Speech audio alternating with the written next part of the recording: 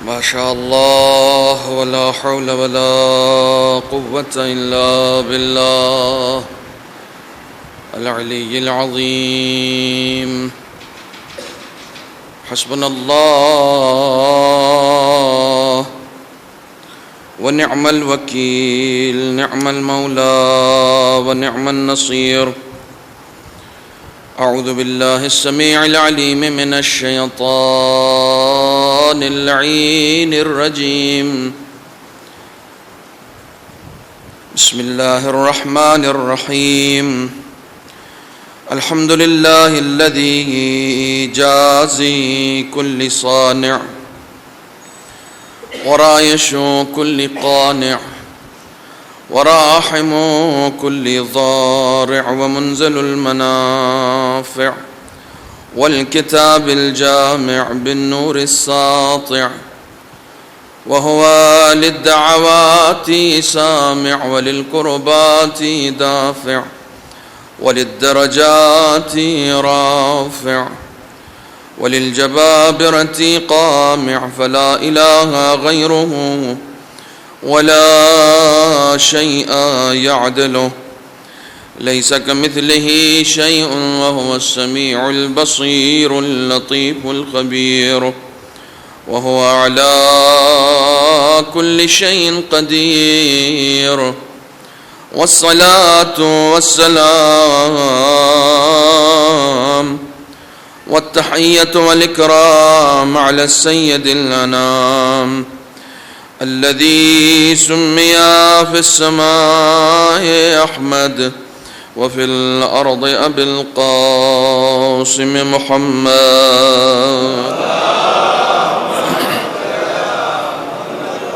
وعلى أهل بيته الطيبين الطاهرين المعصومين المظلومين الذين أذهب الله عنهم الرجس وطهرهم تطهيرا.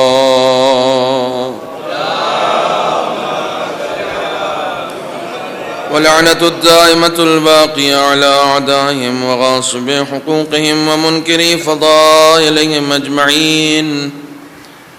أما بعد، فقد قال الله الحكيم في القرآن الكريم: بسم الله الرحمن الرحيم.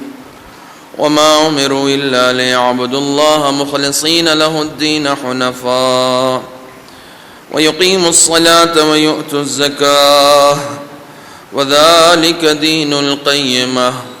صدق الله العلي العظيم.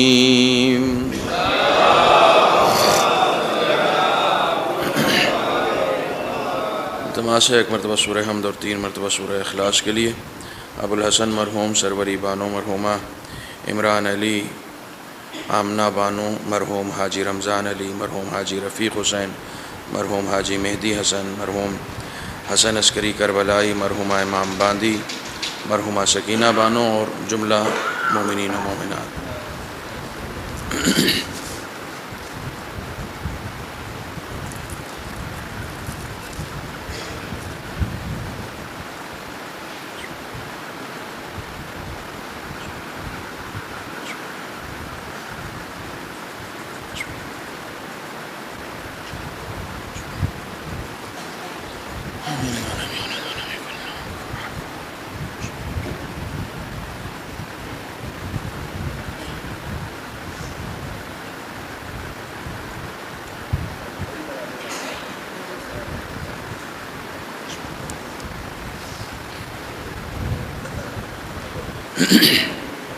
صلوات پڑھیں محمد وعلیہ.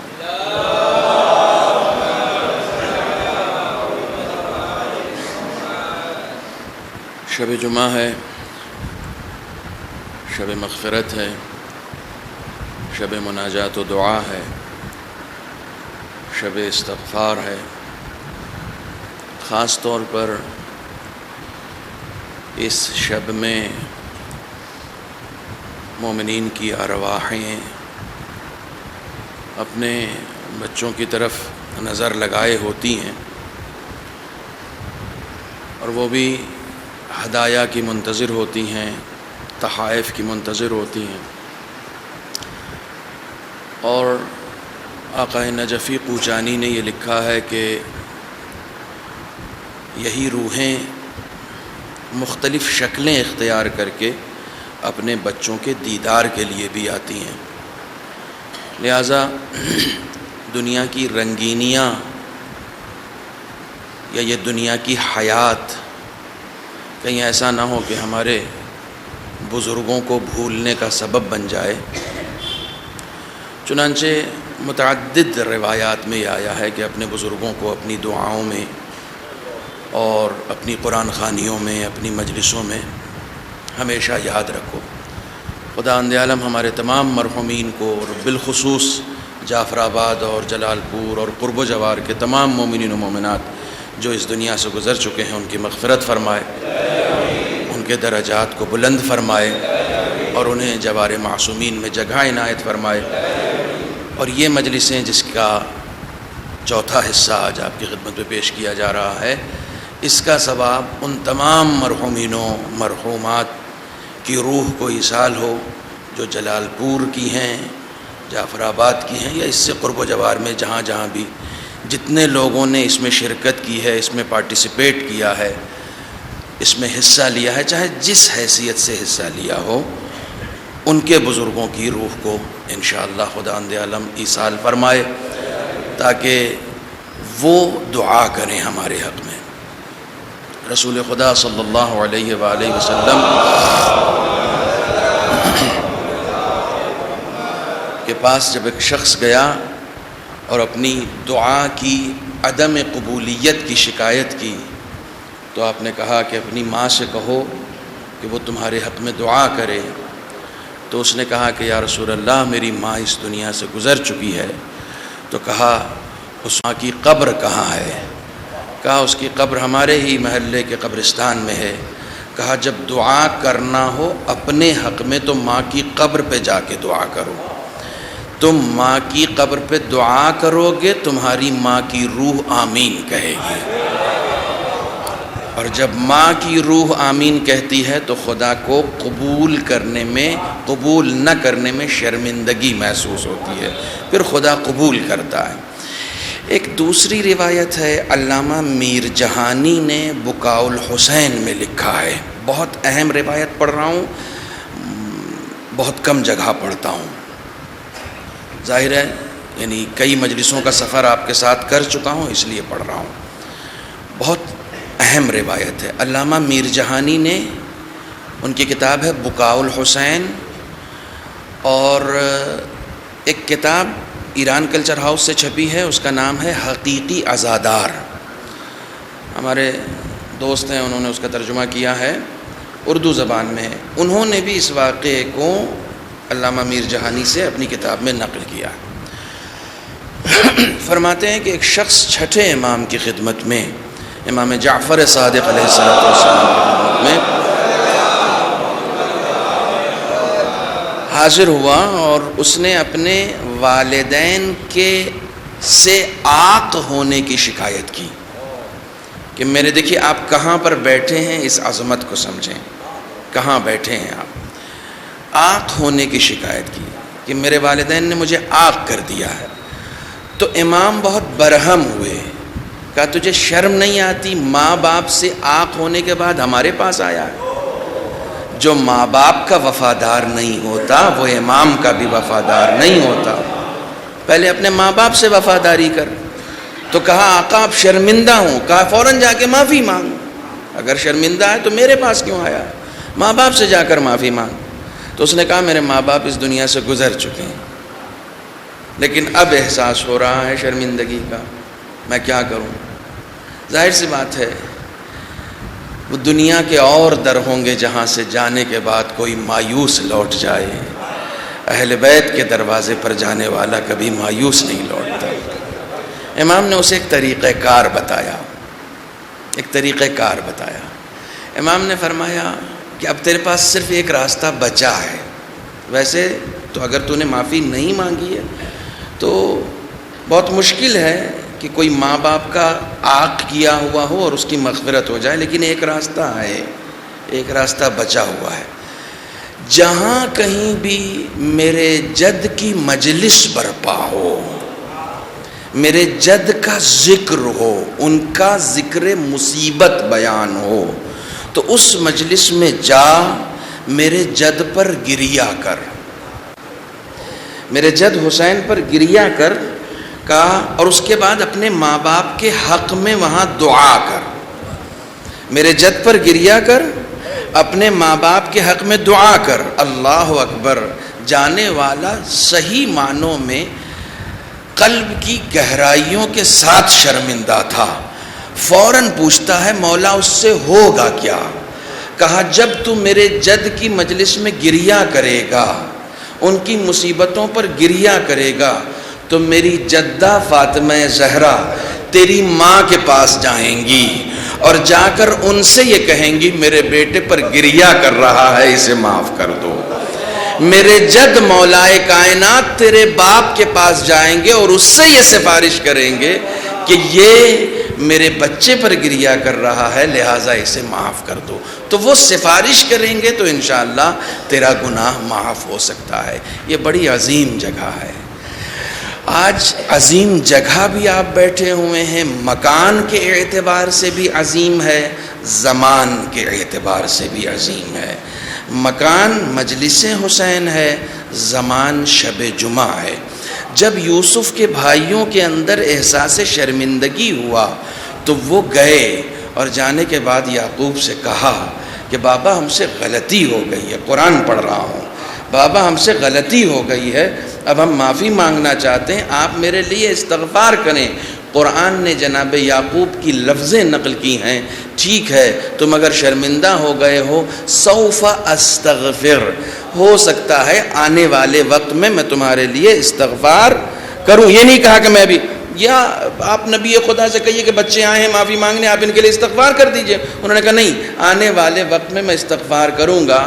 شرح میں، تفسیر میں مفسرین نے لکھا ہے کہ جناب یعقوب شب جمعہ کا انتظار کر رہے تھے کہ شب جمعہ آ جائے تاکہ استغفار کیا جائے، تاکہ استغفار محقق ہو جائے۔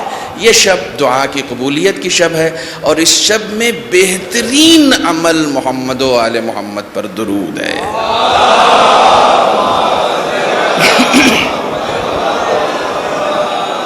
الحمدللہ ہم سب ان مجلسوں کے طفیل میں درود پڑھتے ہیں، لیکن درود کو اپنے وظائف میں شامل کر لیں، اپنے وظائف میں شامل کر لیں۔ کم از کم روزانہ 100 مرتبہ پڑھنا چاہیے، کم از کم۔ کسی ایک نماز کے بعد ظہر کی نماز کی تعقیب میں شامل ہے، ظہر کی نماز کی تعقیب میں شامل ہے 100 مرتبہ درود۔ اور علامہ امینی کا جملہ میں نے آپ سے پہلے بھی نقل کیا ہے، پھر نقل کر رہا ہوں۔ وہ فرماتے ہیں کہ جو بھی اس درود کو وعجل فرجہم کے ساتھ پڑھے گا، میں الغدیر لکھنے کے ثواب میں اسے شریک بنا لوں گا۔ لہٰذا وعجل فرجہم کے ساتھ درود کو زیادہ سے زیادہ پڑھیں۔ آج کی شب درود کی شب ہے، تسبیحات اربعہ کی شب ہے، ذکر کی شب ہے، دعا کی شب ہے۔ خداوند عالم انشاءاللہ اس شب کے صدقے میں ہمارے تمام بزرگوں کی اور ہم سب کے گناہوں کو کی مغفرت فرمائے۔ ایک مرتبہ مل جل کے صلوات پڑھیں محمد و آلہ۔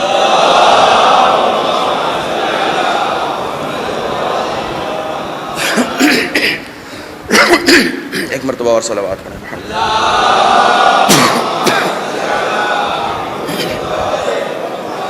دیکھیے یہ ایک تو عظیم شب ہے، اور پھر یہ کہ عظیم مکان میں ہم بیٹھے ہوئے ہیں، بحمداللہ مجلس حسین میں ہم بیٹھے ہوئے ہیں۔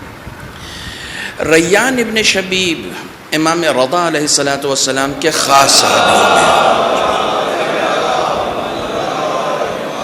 آپ کے خاص صحابیوں میں ہیں۔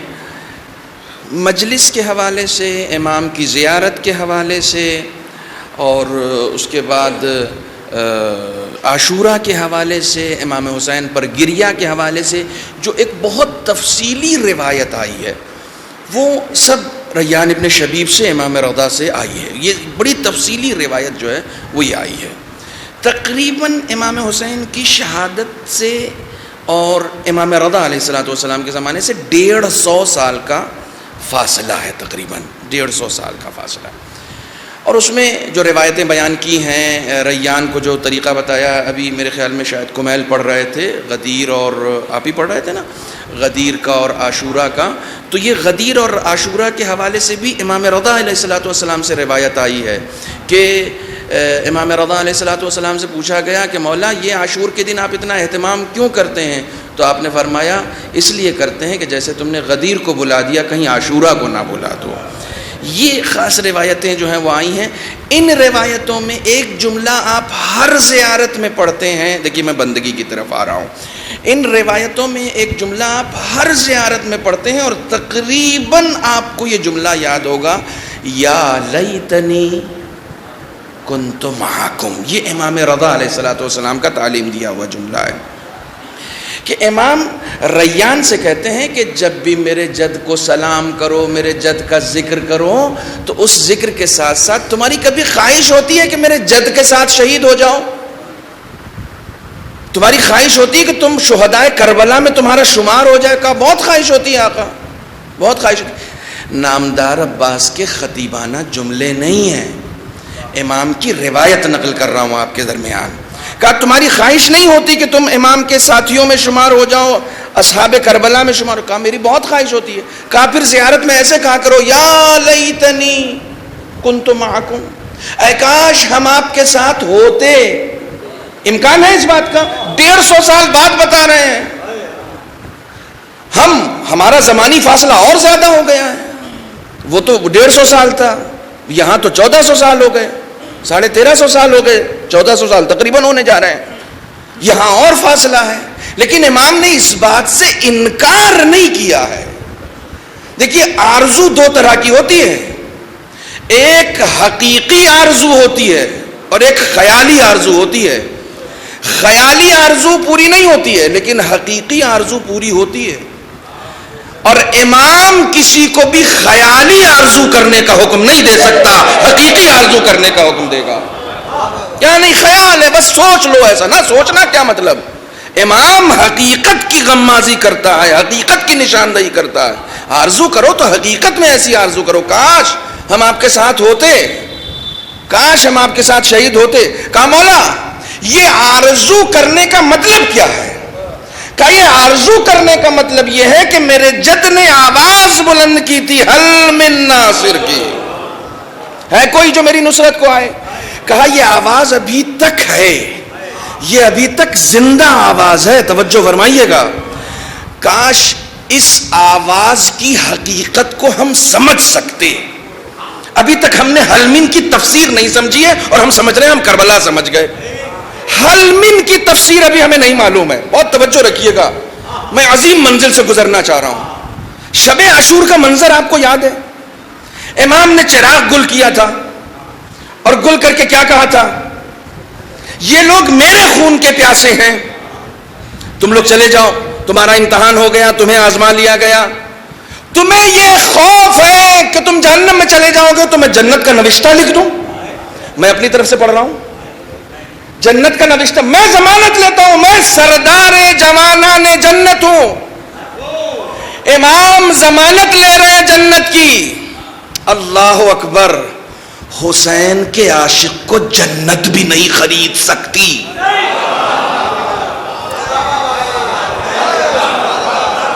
حسین کے عاشق کو جنت بھی نہیں خرید سکتی۔ یہ جملہ قابل تفسیر ہے، یہ جملہ پہلی مرتبہ ممبر سے بول رہا ہوں۔ جو حسین کا عاشق ہوگا، جو اہل بیت کا حقیقی معنوں میں عاشق ہو جائے، سلمان فضہ سے پوچھتے ہیں جنت میں کس مقام پہ رہنا چاہو گی؟ فضہ کہتی ہے جنت کی تمنا تم کرو، میں رہتی ہوں۔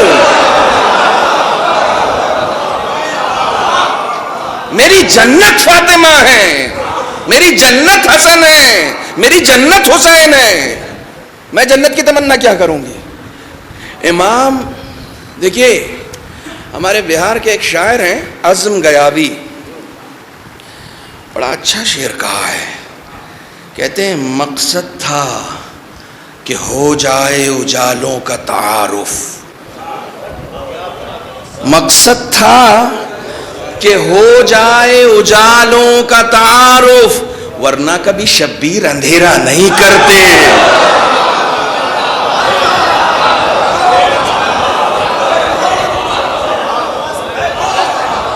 مقصد تھا کہ ہو جائے اجال.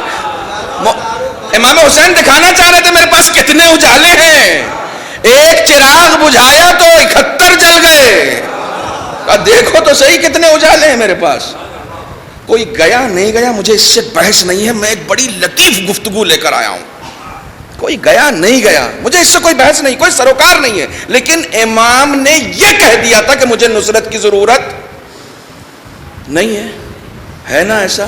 میں اپنی طرف سے تو نہیں کہہ رہا ہوں, اقرار لوں گا 3 بار.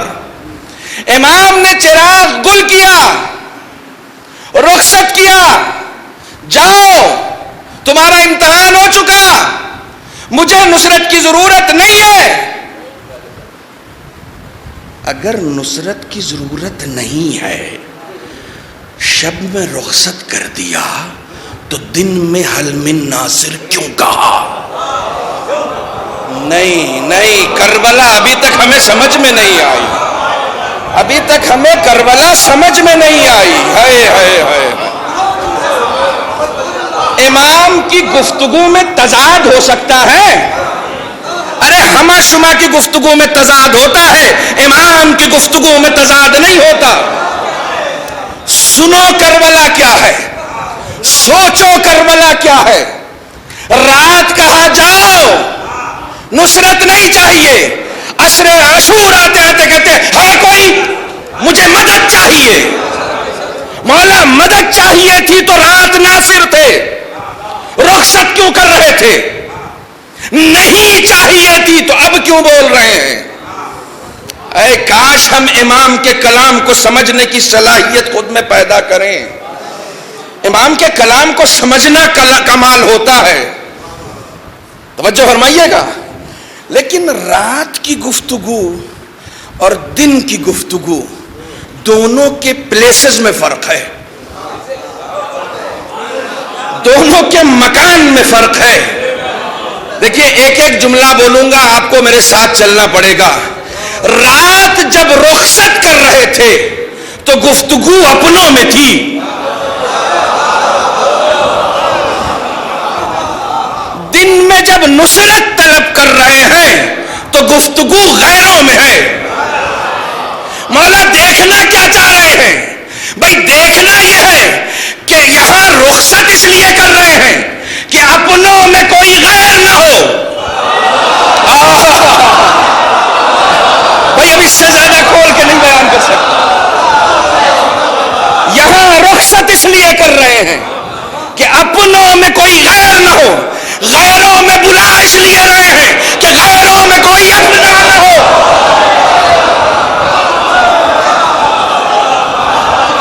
بھائی آپ سلامت رہیں, آپ سلامت رہیں. غیروں میں کوئی اپنا نہ ہو. نہیں, مجھے جملہ کہنے دیجئے. امام جوڑنے والی ذات کا نام ہے, توڑنے والی ذات کا نام.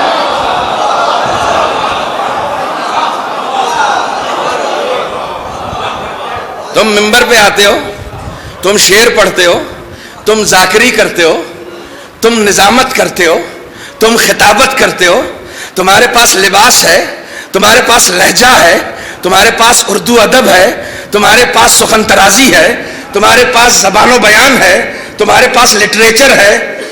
جوڑنے کی کوشش کرو, توڑنے کی کوشش نہ کرو. جوڑو گے تو حسین کے بنو گے, توڑو گے تو یزید کے بنو گے. حسین جوڑنے والی ذات کا نام ہے, توڑنے والی ذات کا نام نہیں ہے.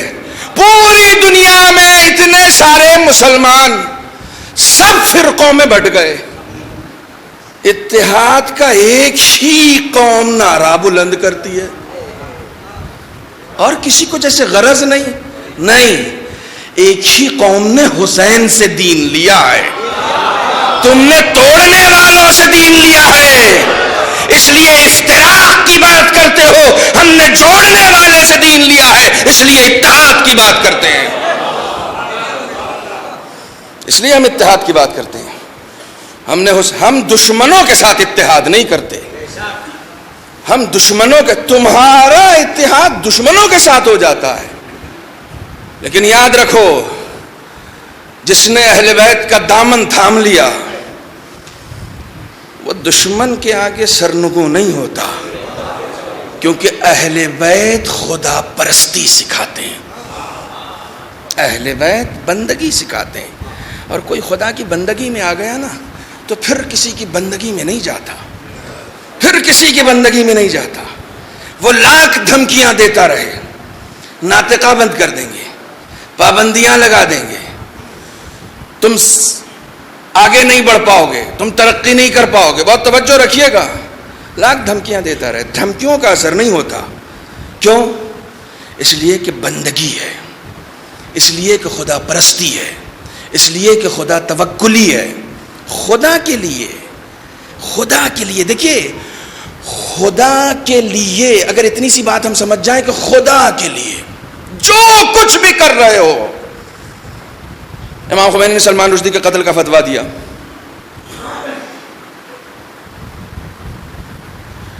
رفسنجانی صاحب اس وقت پریزیڈنٹ تھے، انہوں نے بڑی ریکویسٹ کی کہ ہمارے تعلقات خراب ہو جائیں گے، ابھی تو بڑے مشکلوں سے ملکوں کے ساتھ رابطہ ہوا ہے، برٹش نیشن ہے، آپ نے قتل کا فتویٰ دے دیا۔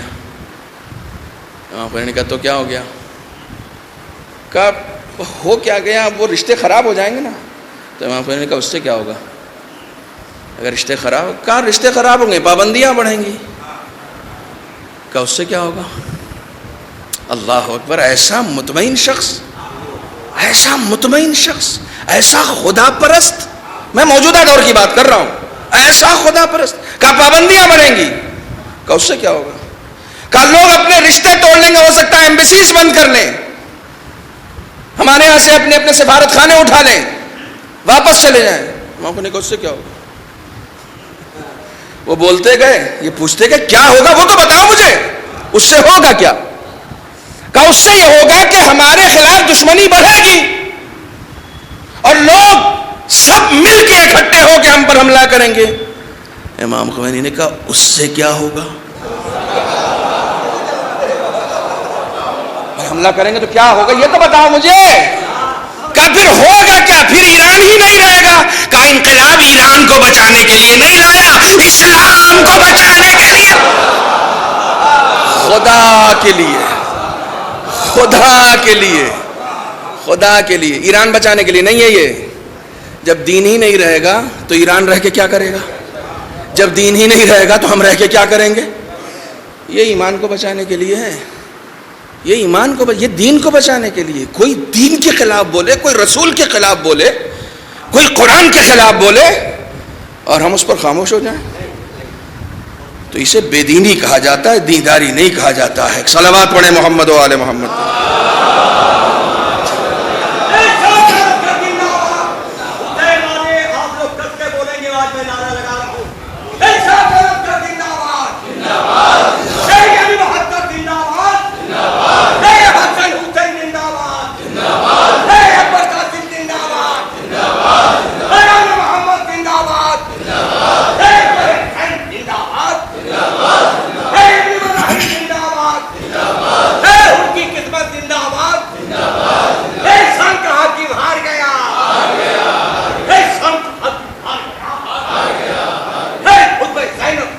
زندہ باد،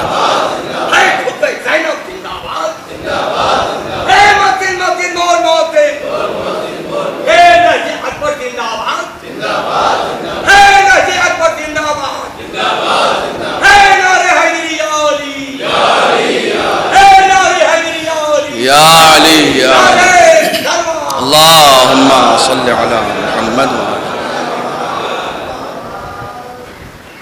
خطبہ زینب زندہ باد، لا تمحو ذکرنا۔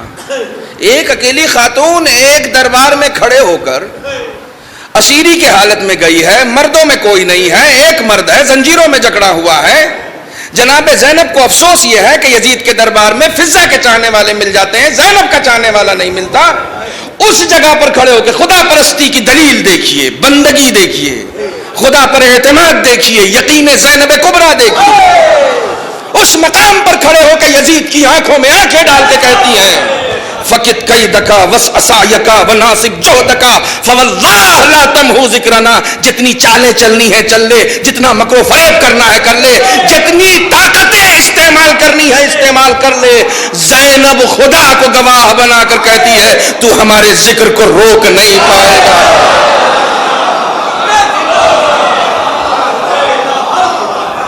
بی بی یہ کانفیڈنس کہاں سے آیا؟ بندگی سے. یہ کانفیڈنس کہاں سے آیا؟ یزید کا لشکر ہے, یزید کے سپاہی ہیں, سب کچھ تو یزید کا ہے, پھر کس بلبوتے کہہ رہی ہیں کہ آپ کا ذکر باقی رہے گا؟ یزید کا سب کچھ ہے, ہمارا خدا ہے. خدا ہمارا ہے, خدا ہمارا ہے. جو اس سیرت پہ چلے گا نا, جو اس سیرت پہ چلے گا. انقلاب آ گیا, انقلاب آ گیا. زینب کبریٰ کا بھی انقلاب آ گیا, ہمارے دور کا بھی انقلاب آ گیا. امام خمینی ساری میڈیا کے سامنے بیٹھ کے انٹرویو دے رہے ہیں. انٹرویو دیتے دیتے احمد خمینی پیچھے کھڑے ہوئے ہیں, بیٹے ان کے. احمد نماز کا ٹائم ہو گیا؟ جی بابا اول وقت ہے.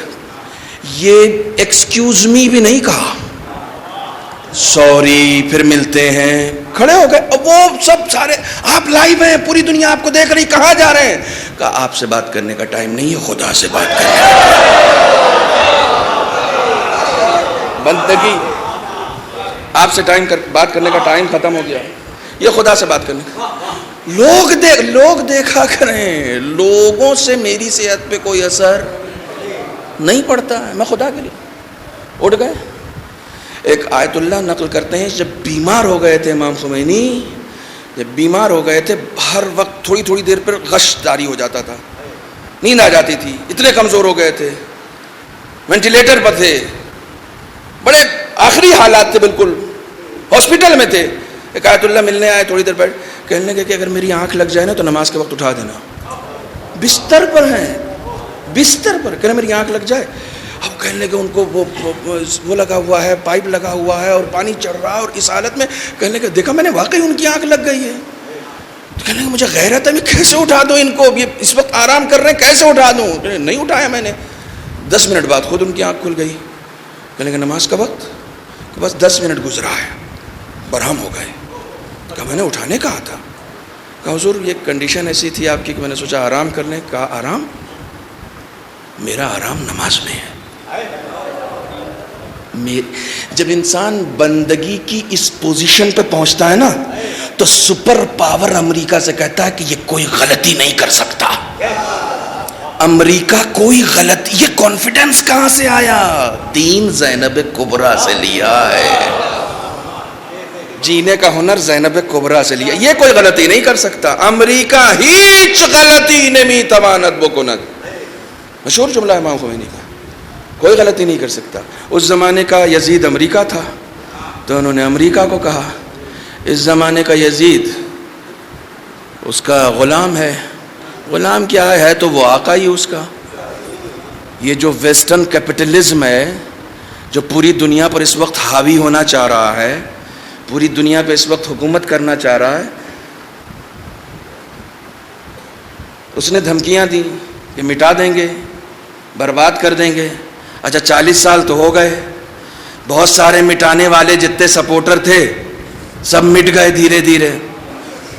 ایران آج بھی ویسے ہی کھڑا ہوا ہے.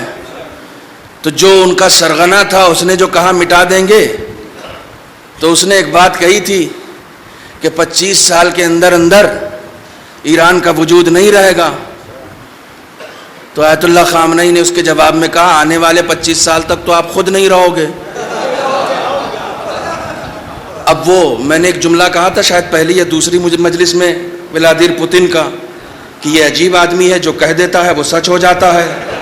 تو یہ کہہ دیا تو اب ڈر سما گیا, ادھر ڈر سمایا, ادھر تہران میں الٹی گھڑی لگ گئی.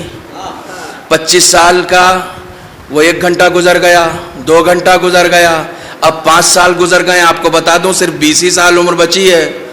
زیادہ سے زیادہ مومنین خوش ہیں, کافروں کے دلوں میں ہلچل مچی ہوئی ہے. پیام اعظمی صاحب کا ایک مصرع یاد آ رہا ہے، نائب کی جب اتنی ہیبت ہے آقا کی جلالت کیا ہو۔ صلوات پڑھیں محمد و آل محمد۔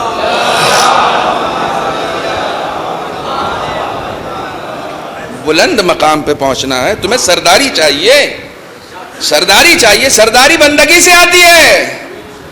جناب سلیمان کو اتنی بڑی سرداری خدا نے دے دی، کائنات میں ایسی حکومت کسی کو نہیں دی گئی جیسی جناب سلیمان نبی کو دی گئی۔ اپنی شاہی سواری کے ساتھ شاہانہ انداز میں چلے جا رہے تھے، کسان کھیت میں کام کر رہا تھا، اس کی نظر پڑ گئی، کہا داؤد کے بیٹے کو اللہ نے کیا حکومت دے دی ہے۔ دل میں کہا، دل میں کہا، زبان پہ آیا نہیں تھا۔ شاہی سواری سے اترے، اس کے پاس گئے، کہا اتنی ہی تمنا کرنا جتنی برداشت کر سکو، اتنی ہی آرزو کرنا جتنی ہضم کر سکو، ٹھیک ہے؟ یہ شاہی جو تمہیں لگ رہا ہے بہت بڑی ہے نا، یہ جو شاہی تمہیں لگ رہا ہے بہت بڑی ہے، اگر تم نے خلوص کے ساتھ ایک تسبیح خدا کے لیے پڑھ لی، سنیے جناب سلیمان کا جملہ نقل کر رہا ہوں، اگر تم نے خلوص کے ساتھ ایک تسبیح خدا کے لیے پڑھ لی تو وہ تسبیح تمہاری پڑھی ہوئی تسبیح میری اس پوری حکومت سے افضل ہے۔ اے نبی خدا کیسے؟ میری ایک تسبیح اس حکومت سے افضل کیسے ہے؟ کہا حکومت فنا ہو جائے گی، تسبیح کا ثواب باقی رہے گا۔ صلوات پڑھیں محمد و آل محمد پر۔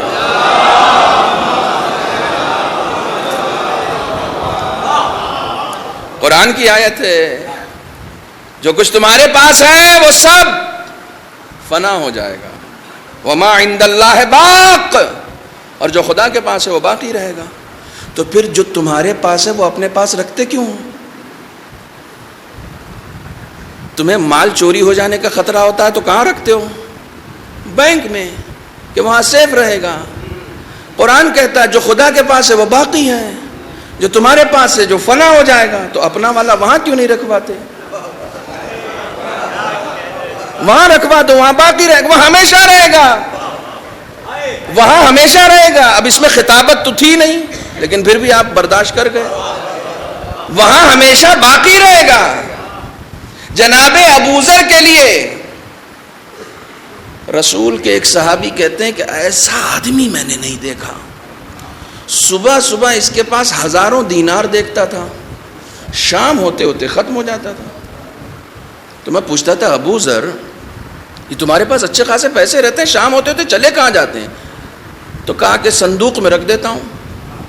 صندوق آج بھی عربی میں بینک کو کہتے ہیں، حاجی صاحب ہے نا، یہ جو لوگ سعودی میں رہے ہیں انہیں پتا ہے، صندوق آج بھی عربی میں بینک کو کہتے ہیں۔ تو جناب ابوذر نے کہا بینک میں رکھ دیتا ہوں۔ تو اس نے پوچھا نکالو گے کب؟ کا ضرورت نہیں ہے، مر جاؤں گا اپنے آپ نکل آئے گا۔ اس کی ضرورت تھوڑی ہے، نکالنا تھوڑی ہے، جب مروں گا اپنے آپ نکل آئے گا۔ خدا کے پاس رکھواتا ہوں، خدا کے پاس رکھواتا ہوں۔ بندگی کرو، بندگی کرو، پھر سرداری کرو۔ سرداری کا اس سے اچھا کوئی ذریعہ ہے نہیں، اس سے اچھا کوئی راستہ ہے نہیں۔ امام حسین فرماتے ہیں ما خلق العباد الا ليعرفوه فاذا عرفوه عبدوه فاذا عبدوه استغنوا بعبادته عن عبادت ما سوا یا من سوا۔ خداوند عالم نے بندوں کو اس لیے پیدا کیا تاکہ وہ اس کی بندگی نہیں کریں، معرفت حاصل کریں۔ بندگی کا پیش خیمہ ہے معرفت۔ بندگی شروع کرنی ہے، پہلے پہچانو تو، پہلے معرفت تو حاصل کرو۔ جب معرفت حاصل کر لو گے تو پھر اس کے بعد شروع ہو جائے گی بندگی۔ معرفت کیسے حاصل کریں؟ خدا کی معرفت حاصل کرنی ہے۔ آپ حضرات کے اذہان عالیہ میں ہوگا اپنی ذات کو پہچانو، کہ میں پڑھ چکا ہوں، ریپیٹ نہیں کروں گا۔ اپنے آپ کو پہچانو۔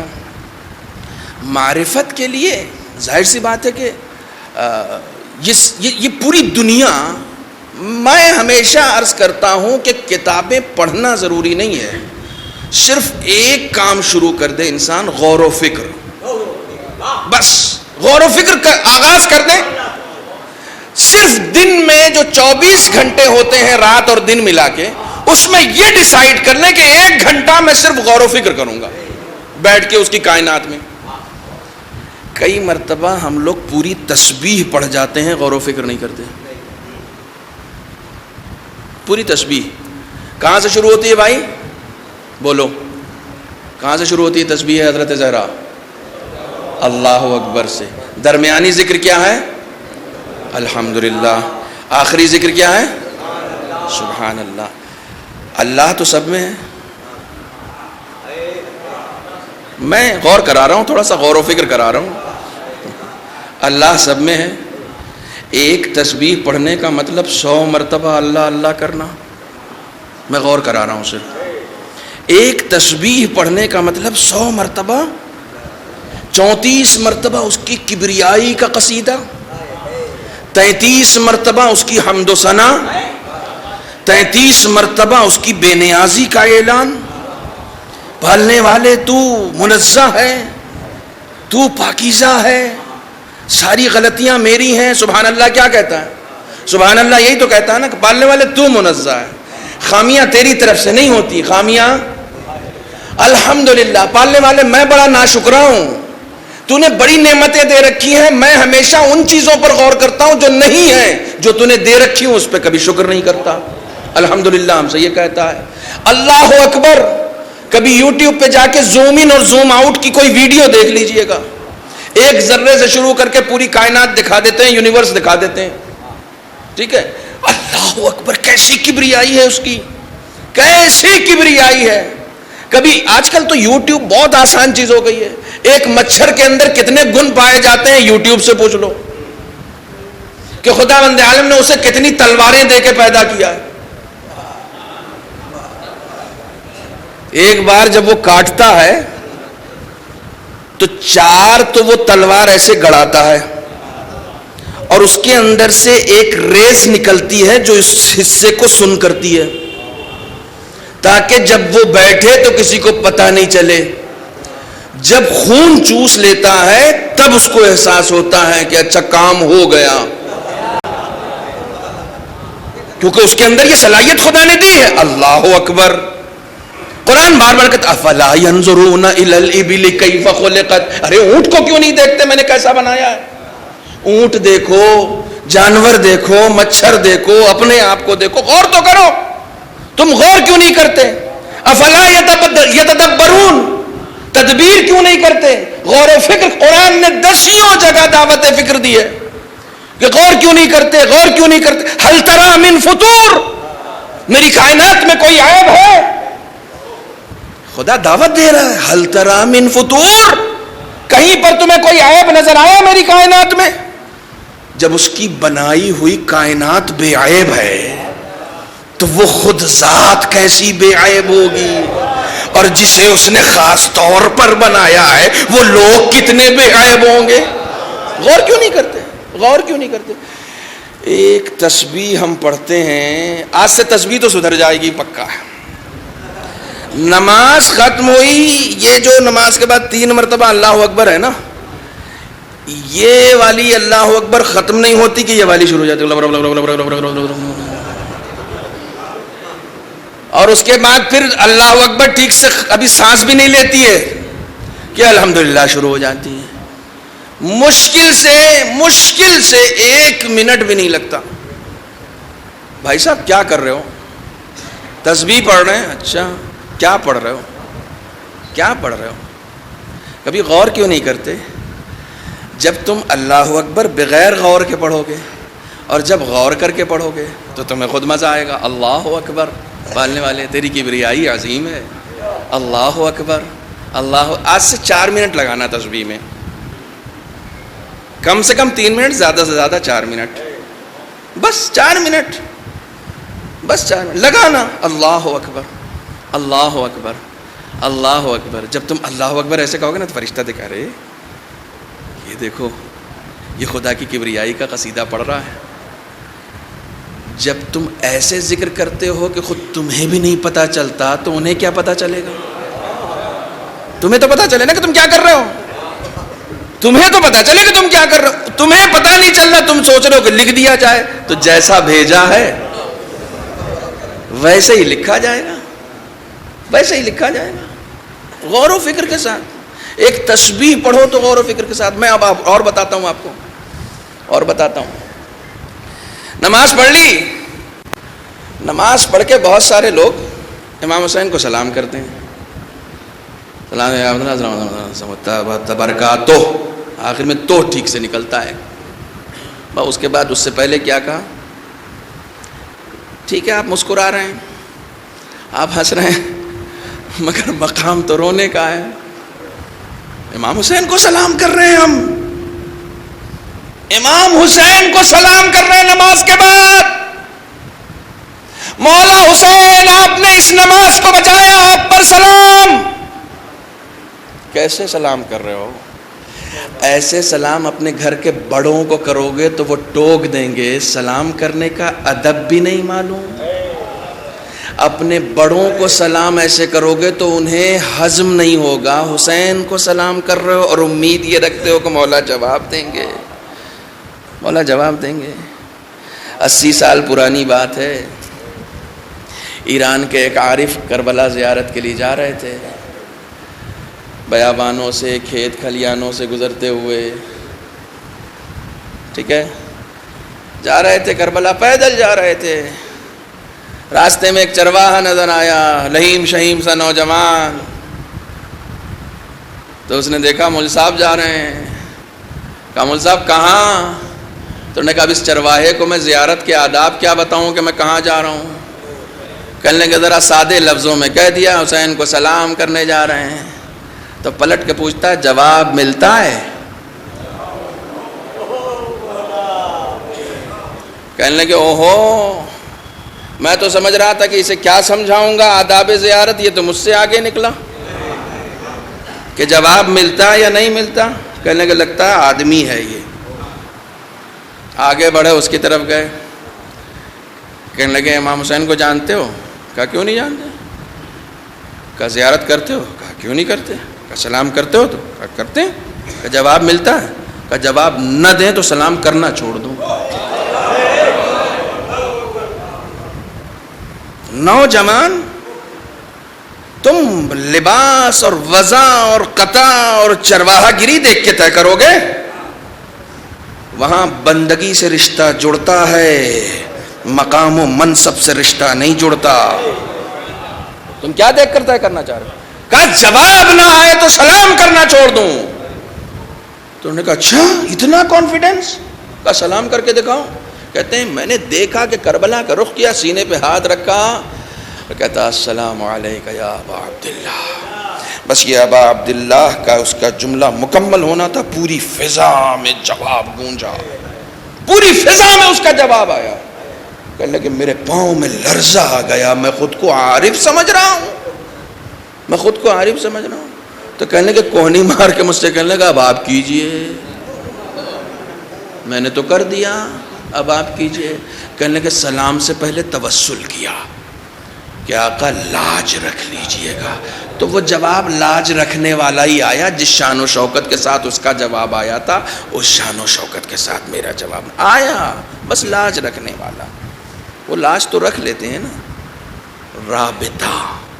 کل یہیں پر میری مجلس ختم ہوئی تھی. امام حسین سے کنیکشن. تم ایک ضعیفہ ہو، تم ایک مومنہ ہو، تم اپنے گھر میں اکیلے مجلس کرتی ہو، تم ذاکر کے لیے پریشان ہو. نہیں پریشان مت ہونا، حسین سے رابطہ کرو، حسین انتظام کریں گے، حسین انتظام کریں گے. تم اپنا رابطہ مضبوط رکھو حسین سے. مجلس کا مطلب یہ ہے کہ امام حسین سے رشتہ مضبوط ہو گیا. نمازوں کا مطلب یہ ہے کہ خدا سے رشتہ مضبوط ہو گیا. ہم نماز پڑھ رہے ہیں، قربتاً اللہ پڑھ رہے ہیں، کتنے قریب ہوئے، کتنا میرا رشتہ، کتنا میرے اندر کانفیڈنس آیا، کتنا میرے اندر کانفیڈنس آیا. اعتماد نفس انسان کے اندر بندگی سے پیدا ہوتا ہے. یہ اعتماد نفس پیدا ہونا چاہیے.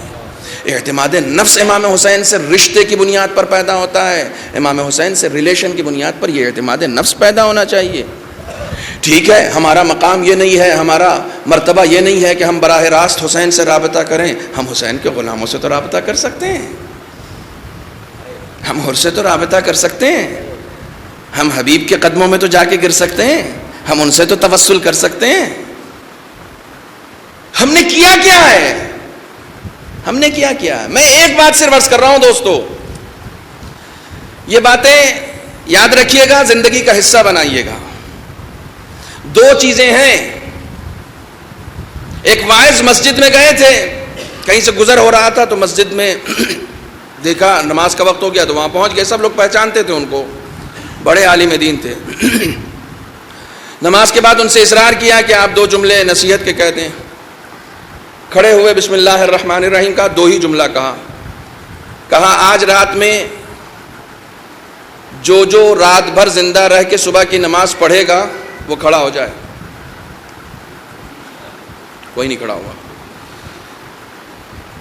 کہا پھر یہ بتائیے آج جو رات میں ملک الموت کے سامنے اپنی روح قبض کرانے کے لیے خود کو آمادہ کر لیا ہے وہ کھڑا ہو جائے. پھر کوئی نہیں کھڑا ہوا.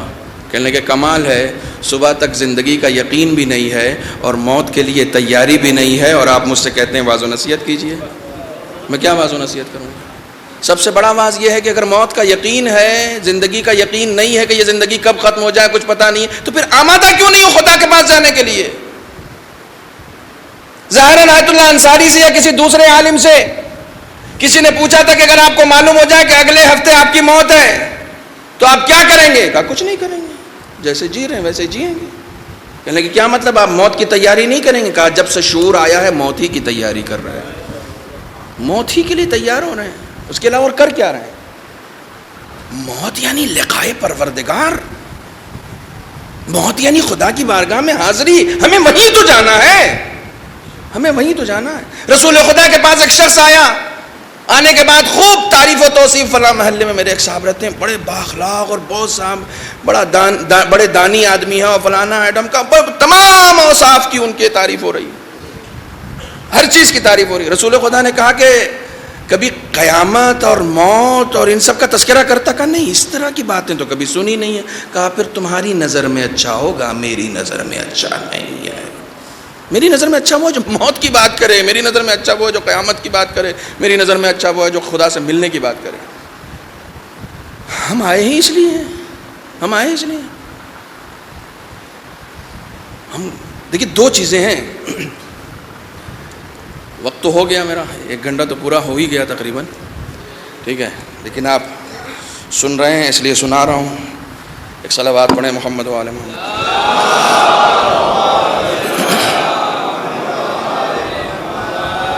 ایک چیز ہے اس دنیا سے متعلق اور ایک چیز ہے آخرت سے متعلق.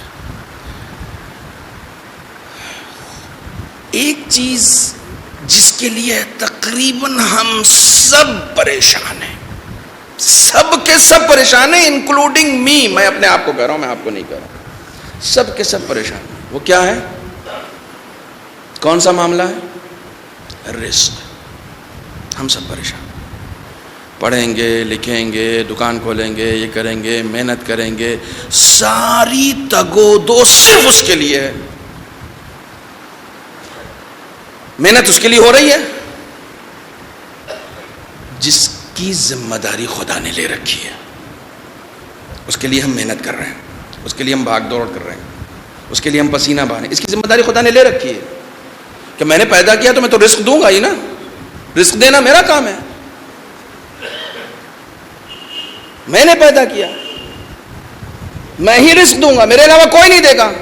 وَمَا مِن دَابَّةٍ فِي الْأَرْضِ إِلَّا وَعَلَى اللَّهِ رِزْقُهَا. قرآن کہتا ہے کوئی بھی ایسی ذی روح نہیں ہے جس کی رزق کی ذمہ داری میری نہ ہو. خدا کہہ رہا ہے میری نہ ہو، میری ہے، یہ ذمہ داری میری ہے. خدا نے مطمئن کیا ہے آپ کو کہ یہ میری ذمہ داری ہے، مطمئن رہو. ہم اس کے لیے پریشان ہیں. ایک ذمہ داری خدا نے نہیں لی ہے اور وہ ہے آخرت کی سعادت. کوئی گارنٹی نہیں ہے کہیں پر بھی. آخرت کیسی ہوگی کوئی گارنٹی نہیں. خود بناؤ، خود بناؤ. مجھے بنانی جی، مجھے بنانی. جس چیز کی کوئی گارنٹی نہیں ہے اس میں محنت نہیں ہو رہی ہے، جس کی گارنٹی ہے اس میں محنت ہو رہی ہے۔ خدا نے گارنٹی لیا ہے رزق۔ دیکھیے اگر میں پھر یہی کہوں گا، میں عام طور سے ایک بات عرض کرنا چاہتا ہوں کہ کہیں ایسا نہ ہو کہ بعض لوگوں کے ذہن میں یہ آ جائے کہ صاحب اب محنت کرنا چھوڑ دیں گے اور رزق کی ذمہ داری خدا، نہیں، ایسا نہیں ہے۔ لیکن میں آپ سے سوال کر رہا ہوں، اگر محنت کرنے سے رزق آتا تو سب سے زیادہ مزدوروں کو ملتا، ان سے زیادہ محنت کون کر رہا ہے؟ رزق کی تقسیم خدا اپنے اعتبار سے کرتا ہے، تمہاری محنتوں کے اعتبار سے نہیں کرتا ہے۔ یہ نہیں کہ تم محنت نہ کرو، تم محنت کرو، لیکن یہ یقین رکھو کہ جتنا آئے گا وہ اتنا ہی آئے گا جتنا اس نے مقدر کر رکھا ہے۔ اور میں نے ایک جملہ آپ سے اس سے پہلے بھی کہا تھا کہ پڑھ لکھ لیں گے اور یہ ہو جائے گا اور وہ ہو جائے گا تب آ جائے گا رزق، ایسا بھی کچھ نہیں ہے، ایسا بھی کچھ نہیں ہے، ورنہ پھر تو جاہل بھوکا مر جائے گا، ٹھیک ہے، ایسا تو نہیں ہے نا۔ تو نہ ایجوکیشن، اچھا بعض لوگ سمجھتے ہیں کہ تقوی اختیار کریں گے تب رزق آئے گا۔ ہمارا امام المتقین گھٹنوں سے روٹیاں توڑ کے کھاتا ہے، ہمارا امام المتقین جس کے صدقے میں پوری کائنات رزق کھاتی وہ گھٹنوں سے توڑ کے روٹیاں کھاتا ہے۔ جس کا تصدق ہم کھا رہے ہیں وہ نمک سے افطار کرتا ہے نا۔ یہ اور بات ہے کہ اس کی وہ جب تقسیم کرتا ہے تو کھجوریں تقسیم کرتا ہے اور کھاتا ہے تو سوکھی روٹی کھاتا ہے۔ یہ خدا بند عالم کی تقسیم ہے، یہ خدا بند عالم کی تقسیم ہے۔ ہماری ذمہ داری بندگی میں اس سے الگ ہے، اس سے الگ ہے۔ میں معرفت کا ایک باب صرف عرض کر دوں تاکہ آپ کی تھوڑی سی تھکن دور ہو، اور اس کے بعد پھر انشاءاللہ اگر وقت رہا تو پھر بات کو آگے بڑھایا جائے گا۔ جو لوگ تھک گئے وہ صلوات پڑھیں۔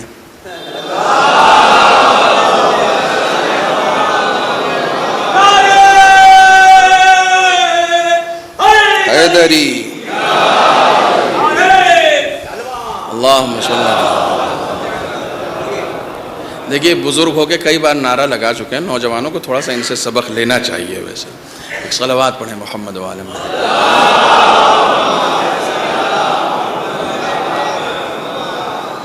دیکھیے یہ نعرہ حیدری لگانے سے ایک انرجی تو ملتی ہے نا، یا علی کہتے ہیں، لیکن ہم لوگ تھوڑا سا، کئی مرتبہ میں ہمیشہ ممبر سے کہتا ہوں کہ مولا ہم لوگ تھوڑا سا یا علی کہنے کے معاملے میں کبھی کبھی آپ سے شرمندہ ہوتے ہیں، کیونکہ ہم لوگ اسی وقت یا علی کہتے ہیں جب ٹھوکر لگتی ہے، ٹھیک ہے۔ تو صرف مصیبت میں علی کو کہنا، علی کو یاد کرنا جو ہے وہ علی والا ہونا نہیں، یہ خوشیوں میں بھی علی کو یاد رکھنا علی والا ہونا ہے۔ تو یہ چیز بہرحال ہمارے اندر آنی چاہیے کہ ہر وقت ہم کو علی یاد رہنے چاہیے، صرف ٹھوکر کے وقت نہیں، خوشیوں کے وقت بھی علی یاد رہنے چاہیے۔ ایک صلوات اور پڑھیں محمد والا۔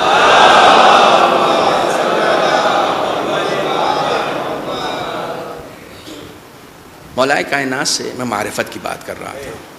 مولا کائنات سے کچھ یہودیوں نے آ کے سوال کیا کہ اب دیکھیے یہ وہ میں پہلی مرتبہ، یہ مناظرہ ہے، ایک چھوٹا سا مناظرہ ہے، پہلی مرتبہ میں ممبر سے پڑھ رہا ہوں، پہلی مرتبہ پڑھ رہا ہوں، اس سے پہلے میں نے کبھی نہیں پڑھا۔ عام طور سے میں مناظرے پڑھتا نہیں ہوں، لیکن یہ چونکہ مناظرہ کسی عام انسان کا نہیں ہے، مولا کل جہاں کا ہے، اس لیے یہ آپ کے سامنے پیش کر دے رہا ہوں۔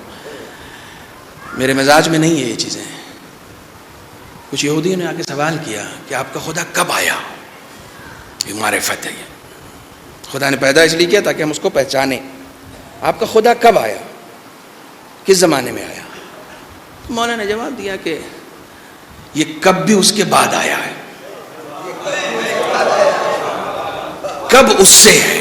یہ جو تم کب کہہ رہے ہو نا، کب آیا، تو زمان جو ہے وہ زمان بھی اس کے بعد ہے، وہ ان سب سے پہلے ہے۔ کہ یہ کیسے ہو سکتا ہے؟ جو بھی چیز آتی ہے اس سے پہلے کچھ تو ہوتا ہے۔ آپ کہہ رہے ہیں زمانہ جو ہے وہ اس کے بعد آیا، زمانہ ہی نہیں تھا۔ کہاں زمانہ ہی نہیں تھا، وہ زمانے سے بھی پہلے قدیم ہے وہ، کہ کچھ تو ہوتا ہے۔ تو مولا کائنات نے پوچھا 3 سے پہلے کیا ہے؟ کہا 2۔ کہا 2 سے پہلے؟ کہا 1۔ کہا 1 سے پہلے۔ ابھی تو تم کہہ رہے تھے نا کہ پہلے کچھ ہوتا ہے، جو بھی آتا ہے اس سے پہلے کچھ ہوتا ہے، تو 1 سے پہلے؟ کہا 1 سے پہلے تو کوئی ہے ہی نہیں۔ کہا یہی تو میں کہہ رہا ہوں، اسے 1 سے پہلے کوئی ہے ہی نہیں۔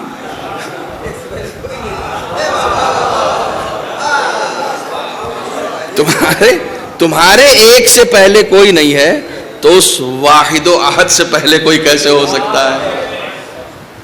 تمہارے یہ چیزیں ہیں. انسان یہ وہ سوالات ہیں، بنیادی سوالات ہیں. بہت سارے لوگوں کے ذہنوں میں، ہمارے نوجوانوں کے ذہنوں میں یہ سوالات معرفت پروردگار کے حوالے سے آتے ہیں. یہ ضروری نہیں ہے کہ جو بھی ہو اس سے پہلے کوئی ہو. کافر ہے کہاں؟ کہا کہ ہر جگہ ہے. کہ یہ کیسے ہو سکتا ہے کہ ہر جگہ ہو؟ کہ نہیں، ہر جگہ ہے، ہر جگہ اس کا اشراف ہے. کہ نہیں کوئی ایک جگہ ہوگی. کہ نہیں. تو مولا کائنات نے کہا رات میں سو کے صبح اٹھے ہو؟ کہاں اٹھے؟ کہا روشنی دکھی؟ کہا خوب دکھی. کہا کہاں دکھی؟ کہا ہر جگہ دکھی. روشنی تو ہر جگہ دکھی. کہا ہر جگہ دکھی نا. تو وہ سورج کی تھی، تو اس کی ایک مخلوق کی روشنی ہر جگہ ہو سکتی ہے جو نور السماوات والارض ہو. وہ تو زمین و آسمان کا نور ہے. کہا لیکن وہ کس سے ہے؟ روشنی تو سورج سے ہے. عجیب و غریب. دیکھیں سوال کرنے والا بھی نہیں چھوڑتا، لیکن ہمارا علی وہ ہے جو سوال کرنے والے کو نہیں چھوڑتا. ٹھیک ہے. کہا کہ پھر وہ ہے کس سے؟ جیسے یہ نور ہے، یہ نور تو سورج سے، جتنے بھی نور ہیں وہ سب سورج سے ہیں. وہ کس سے ہے؟ تو مولا کائنات نے اسے بھی باطل کر دیا کہ تم کو لگتا ہے کہ کسی سے ہونا ضروری ہے. کہاں آندھی دیکھی ہے؟ کہاں دیکھی؟ کہاں آندھی کس سے؟ کہاں آندھی ہوا سے ہے. کہا ہوا کس سے؟ ہوا کس سے ہے؟ کہا ہوا تو ہوا ہے. ہوا کس سے ہوگی بھائی؟ بھائی ہوا ہے. کہا کتنی زوردار ہے، کتنی طاقتور ہے. کہا طاقتور تو بہت ہے. کہا ضروری تھوڑی ہے کسی سے ہو. جس سے تم سمجھ رہے ہو اسی سے ہے، وہی ذات پروردگار ہے. یہ ہوا کسی سے ہے نہیں لیکن خدا سے ہے. کہا چلیے آپ تو ہر بات کا جواب دے دیتے ہیں، یہ بتائیے ہے کیسا؟ لوہے کی طرح سخت ہے، پانی کی طرح سیال ہے، دھوئیں کی طرح بھاپ ہے. کیا ہے؟ کیسا ہے؟ کہنے کہ کبھی کسی ایسے مریض کے پاس بیٹھے ہو جو مر رہا ہو. اب یہ دیکھیے یہ سب خوبصورت جوابات ہیں نوجوانوں، یاد رکھنا. اور تمہارے مولا کے جوابات ہیں، کسی عام آدمی کے نہیں ہیں، ملا کے نہیں ہیں، مولا کے ہیں. ٹھیک ہے. بڑے خوبصورت جواب، چھوٹے چھوٹے. کہا کیسا ہے یہ تو بتائیے، اس کی توصیف کیجئے کیسا ہے. اور ہمارے یہاں یہ ہے کہ خدا کی توصیف نہیں کی جا سکتی ہے. یہ جو اللہ اکبر کے معنی چھٹے امام نے بتائے، بعض لوگ کہتے ہیں اللہ سب سے بڑا ہے. امام نے ڈانٹا نہیں، یہ ترجمہ نہیں اس کا اللہ سب سے بڑا ہے. اللہ اکبر من ان یوصف، اللہ اس سے کہیں بلند و بالا ہے کہ اس کی توصیف بیان کی جا سکے. اس کی صفت نہیں بیان، اس کی توصیف نہیں کی جا سکتی ہے. توجہ فرما رہے ہیں. کہ کیسا ہے؟ سخت ہے، نرم ہے، سیال ہے، بھاپ ہے، کیا ہے؟ تو کہا کسی ایسے مریض کے پاس بیٹھے ہو جو مرنے والا ہو. کہاں بیٹھے؟ کہا اس سے بات کی ہے. کہاں بات کی ہے؟ کہا کب تک کی ہے؟ کہا جب تک زندہ رہا بات کی ہے. کہا مرنے کے بعد؟ مرنے کے بعد بات کی اس سے؟ کہا مرنے کے بعد کون بات کرتا ہے، وہ تو جب تک زندہ تھا. تب. کہا کیوں نہیں کی؟ کہا چونکہ اس کی جان نکل گئی. تو وہ جان تو میں کہہ رہا ہوں، اس نے روح کہا تھا. کہا چونکہ اس کی روح نکل گئی تو اب کیسے بات کریں؟ کہا تمہارے سامنے نکلی. کہا میرے سامنے نکلی. کہا کیسی تھی؟ تمہارے سامنے نکلی نا روح. کہا میرے سامنے نکلی. کہا کیسی تھی؟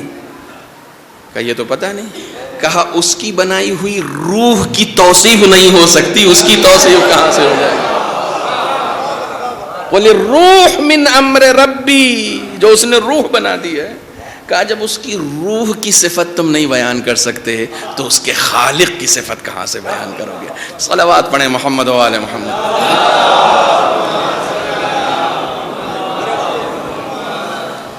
ایک اور اس سے بہتر صلوات پڑھیں محمد و آل محمد. دیکھیں ہم ایک ایسے قبیلے سے جڑے ہوئے ہیں، ایک ایسے قبیلے سے جڑے ہوئے ہیں، ہماری ذمہ داری اس سے کہیں زیادہ ہے. ہمیں کسی بھی چیز کو جذبات میں نہیں کرنا چاہیے، کسی بھی کام کو. یہ جو میں خطبہ روزانہ پڑھتا ہوں نا، یہ امام حسین کا خطبہ ہے.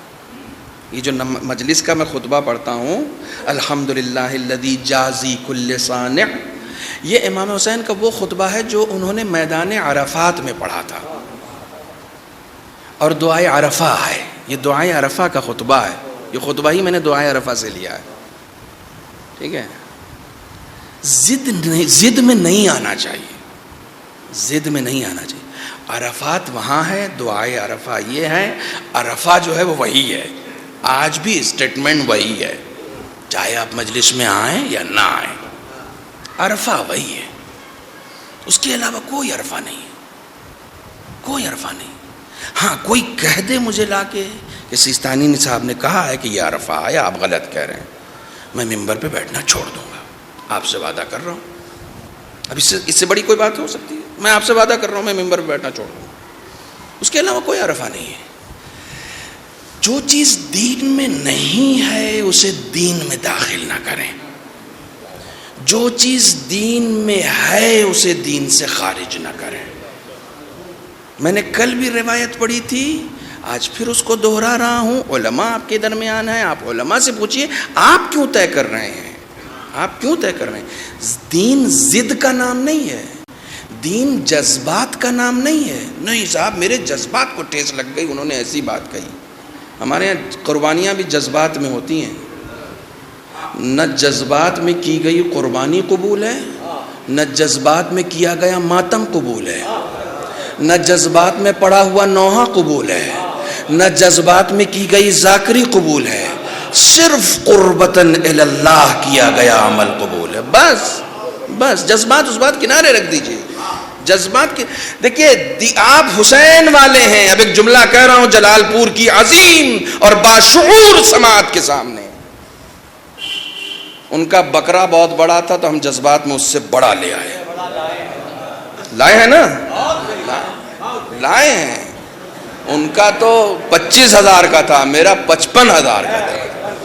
ہاں وہ بکرا ایک ہی تھا.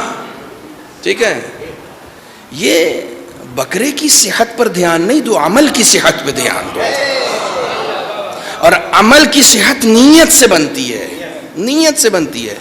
اسلام جذبات میں دی گئی قربانی کو قبول نہیں کرتا، جذبات کو قربان کر دینے کا نام اسلام ہے.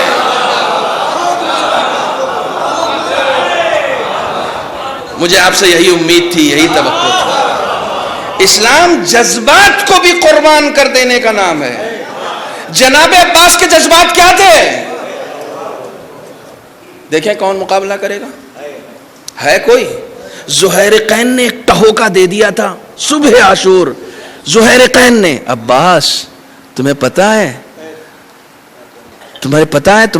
تمہارے لیے جو بابا نے تمہارے شادی کی تھی وہ کیوں کی تھی؟ روایت کے جملے ہیں ایسی انگڑائی لی تھی جناب عباس نے، ایسی انگڑائی لی تھی کہ رکاب ٹوٹ گئی تھی. کہا زہیر مجھے تیش میں نہ لاؤ، زہیر مجھے یاد نہ دلاؤ کہ میں کس لیے آیا ہوں کربلا میں، مجھے معلوم ہے. جناب عباس امام سید سجاد صبح عاشور دیکھنے کے لیے نکلے کہ پسر سعد نے کیا فوج بلائی ہے ذرا دیکھیں تو درمیان میں کھڑے تھے جناب سید سجاد. اس وقت مرض نہیں آیا تھا. کہنے کہ یہ فوج بلائے، 30,000 کی فوج آ چکی تھی. کہ یہ فوج بلائی ہے پسر سعد کے بیٹے نے. ایک طرف سے چچا عباس حملہ کریں گے، ایک طرف سے بھیا علی اکبر حملہ کرے گا، ایک طرف سے میں حملہ کروں گا، اس فوج کا قلعہ قمہ ہو جائے گا. جناب سید سجاد جذبات تو یہ تھے، جذبات تو یہ تھے کہ دریا کاٹ کے خیمے تک لے آئیں، لیکن جذبات کو قربان کر دینے کا نام کربلا ہے. جذبات کو آپ کی ذمہ داری زیادہ ہے، آپ کی ذمہ داری زیادہ ہے. بس میں پڑھ چکا، مجھے باتیں بہت ساری عرض کرنی تھی، لیکن انشاءاللہ کل، اب آخری مجلس ہے، کل باقی باتیں معروضات آپ کی خدمت میں عرض کروں گا.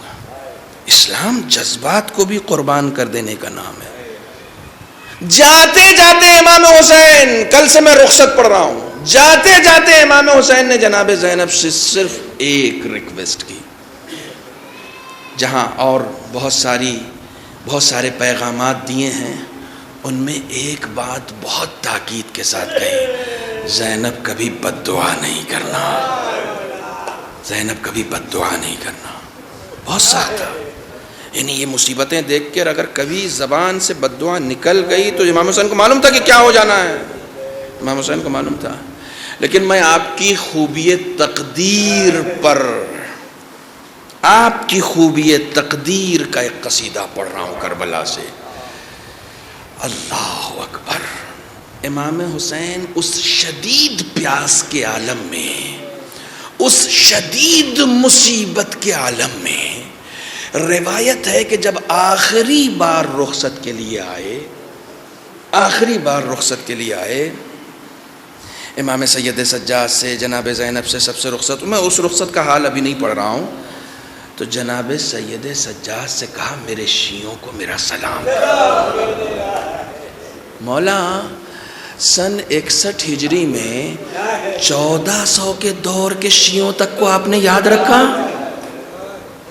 کیا خوبی تقدیر ہے ہماری، کیا خوبی تقدیر ہے کہ مولا نے اس وقت ہمیں سلام بھیجا ہے، اس وقت، اور کہا کہ ٹھنڈا پانی پینا تو میری پیاس کو یاد کرنا. ہمیں یاد رکھا ہے، ہمیں یاد رکھا ہے، ہمیں اس مصیبت کے دور میں یاد رکھا ہے، ہمیں یاد رکھا ہے.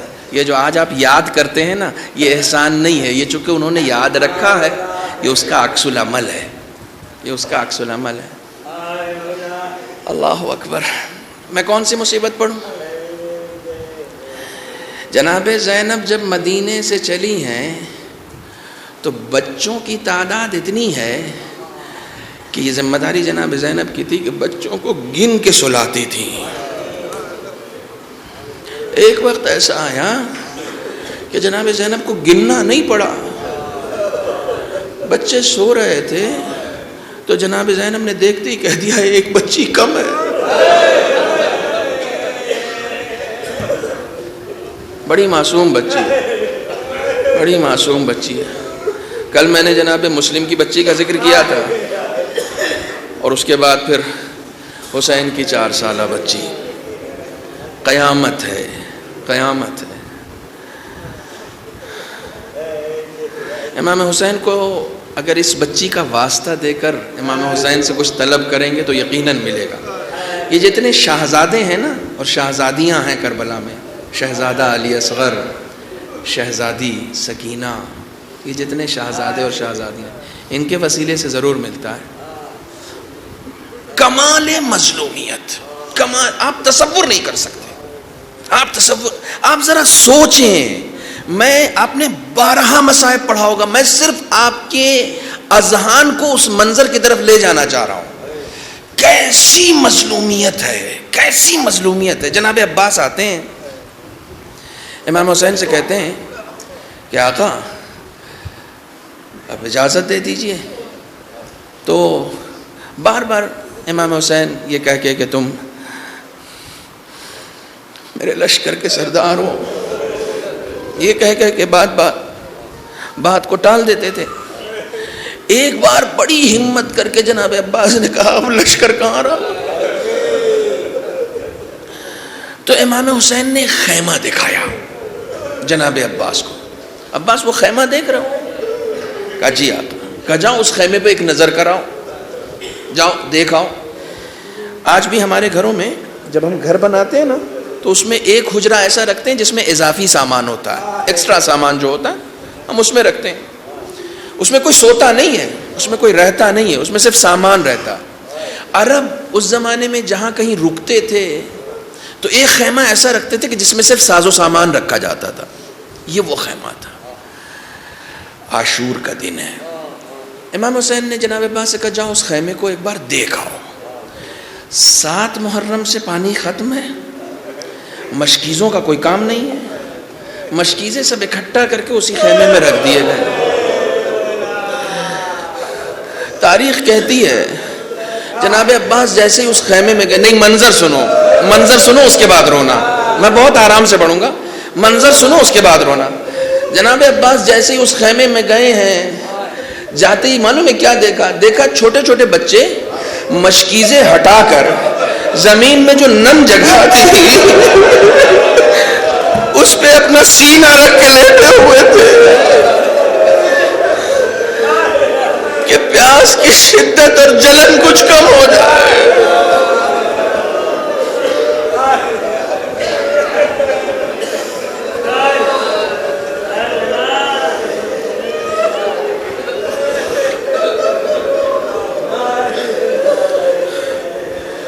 جن جن لوگوں نے التماس دعا کہا ہے ان کو اپنی دعاؤں میں ضرور یاد رکھیں.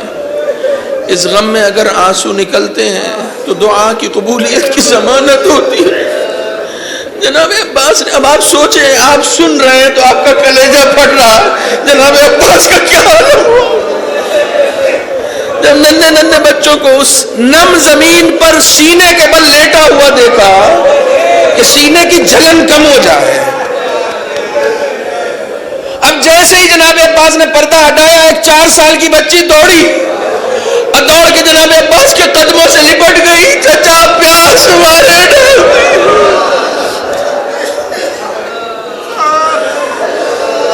امام حسین نے کسی مقصد سے دکھایا تھا, کسی مقصد سے وہ خیمہ دکھایا تھا. جناب عباس نے کہا ایک مشکیزہ اٹھاؤ. مشکیزہ لا کے جناب عباس کو دیا گیا. جناب عباس مشکیزہ لے کر آ گئے, امام حسین کے پاس آ گئے. نہیں, اس کے بعد کا ایک منظر اس سے زیادہ رلانے والا. تاریخ لکھتی ہے کہ جب جناب عباس مشکیزہ لے کر وہاں سے آئے اور امام حسین کے پاس آ کر کھڑے ہو کر صرف رو رہے تھے, تو تاریخ نے ایک منظر لکھا ہے کہ ایک 4 سال کی بچی نے کوزہ اٹھایا, بچوں کو بانٹنا شروع کر دیا.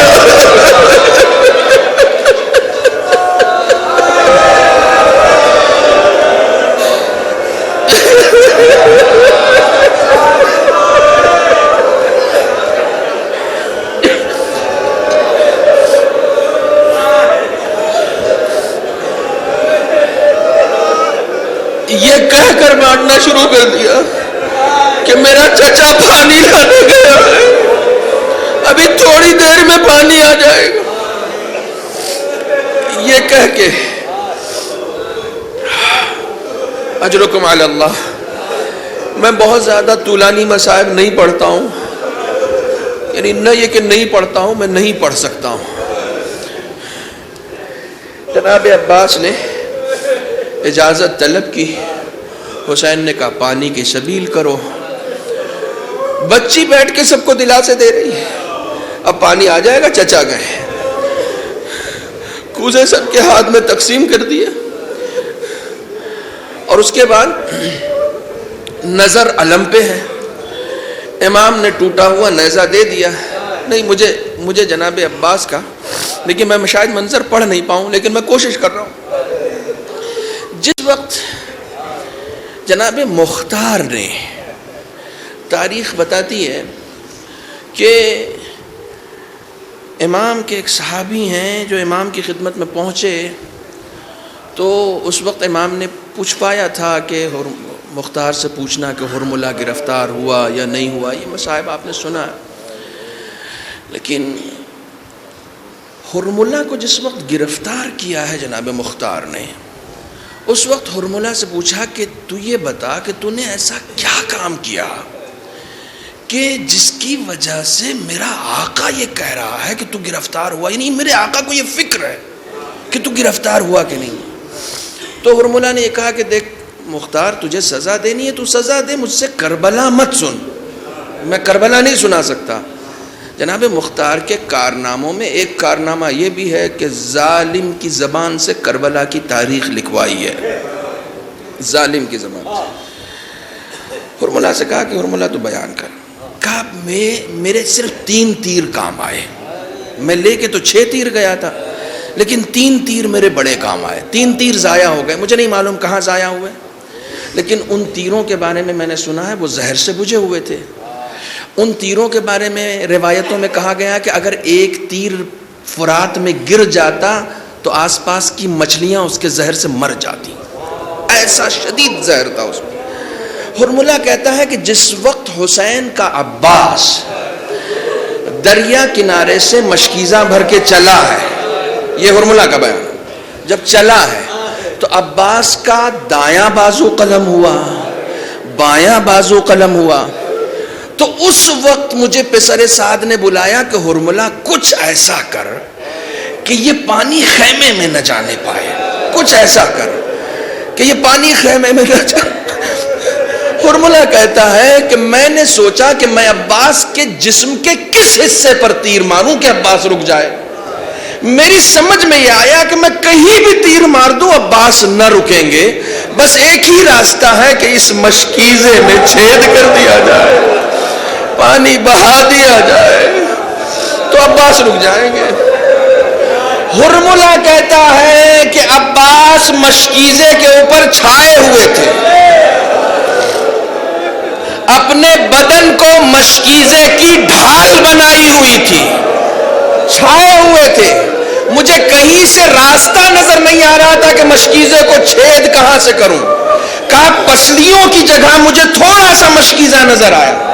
کہتا میں نے تیر مارا اور جیسے ہی تیر مارا وہ تیر پسلیوں میں بھی پیوست ہوا اور پانی بھی بہہ گیا.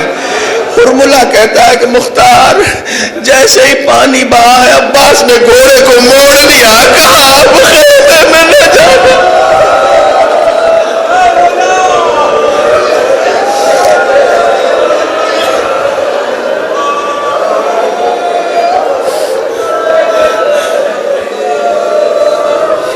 میں نے کسی بچی سے وعدہ کیا تھا پانی نہیں. مصیبت یہ نہیں ہے کہ پانی نہیں پہنچا، مصیبت یہ ہے کہ جب یہ 4 سالہ بچی نے یہ دیکھا کہ بابا علم لے کر آ رہے ہیں تو کوزہ جو ہاتھ میں تھا اسے زمین پر مارا، حسین کے قدموں سے لپٹی، کہا بابا میرا چچا واپس کر دیجئے، پانی کا مطالبہ.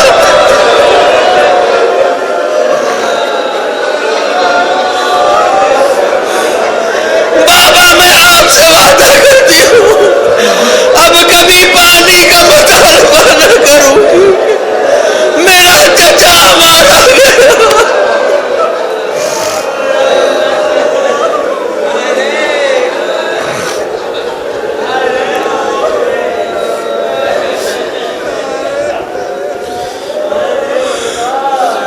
الا لعنت اللہ علی القوم الظالمین وسيعلم الذين ظلموا أي منقلب ينقلبون. بسم الله الرحمن الرحيم. اللهم كن لوليك الحجة ابن الحسن صلواتك عليه وعلى آبائه في هذه الساعة وفي كل ساعة وليا وحافظا وقائدا وناصرا ودليلا وعينا حتى تسكنه ورضك طوعا وتمتعه فيها طويلا. بارک خدایا بحق محمد و آل محمد ہماری اس مختصر سی عبادت کو قبول فرما. معبود آج شب جمعہ ہے، اس ذکر کا ثواب، ان آنسوؤں کا ثواب، اس تذکرے کا ثواب 14 معصومین کے وسیلے سے ہمارے تمام مرحومین کی روح کو ایصال فرما. بار اللہ ان کی مغفرت فرما، ان کے درجات کو بلند فرما. پالنے والے ہماری ان مجلسوں میں شرکت کو ہمارے ماں باپ کی مغفرت کا ذریعہ بنا.